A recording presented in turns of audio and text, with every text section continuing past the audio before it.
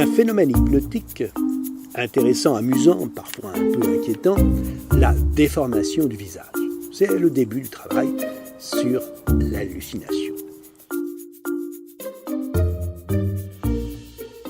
On est face à un miroir et on se regarde dans les yeux et ça va être suffisant pour générer une induction hypnotique. On descend à l'intérieur de soi au fur et à mesure qu'on fixe ses propres paupiilles et on descend à l'intérieur de plus en plus profondément et on demande à son inconscient, je demande respectueusement à mon inconscient de me permettre de descendre à l'intérieur de plus en plus profondément, agréablement et tranquillement. Et puis on observe son visage en vision périphérique. On est dans une pièce, dans une salle de bain par exemple, mais légèrement en pénombre, de manière à rendre un peu floue la vision de son visage. Et là, on commence à imaginer que son propre visage est en train de se déformer, est en train de prendre des positions ou des formes grotesques, caricaturales, étonnantes. Et on se laisse surtout porter par cette imagination.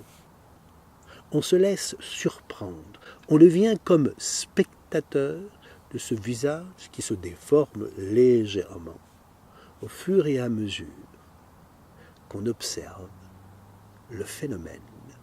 Et puis à un moment, on demande à son inconscient respectueusement de nous permettre de voir son ami Jean, par exemple. Je demande respectueusement à mon inconscient de me permettre de voir dans ce miroir Jean. Et on observe petit à petit son visage. On pense à son ami. On pense fortement à son ami. Et là, on observe son visage devenir le visage de son ami. Alors parfois, c'est un autre visage qui va interférer. Ça n'a pas d'importance. Ce qui est intéressant, c'est qu'on se laisse simplement porter par cette aventure intérieure. Alors c'est absolument sans danger, sans risque. Évidemment, c'est qu'un travail de l'imaginaire. Et c'est à recommander dans ce travail des phénomènes hypnotiques, sauf si on a une pathologie mentale, si on est schizophrène ou on a une autre pathologie mentale, et là, tous les phénomènes liés à l'hallucination ne sont pas du tout conseillés. Ou encore quand on a vécu des traumatismes forts, parce qu'on pourrait faire renaître, revivre des images trop fortes, trop puissantes. Donc voilà. Mais ça n'empêche pas qu'on peut pratiquer l'hypnose, mais il y a d'autres phénomènes hypnotiques, la catalepsie, l'amnésie, etc.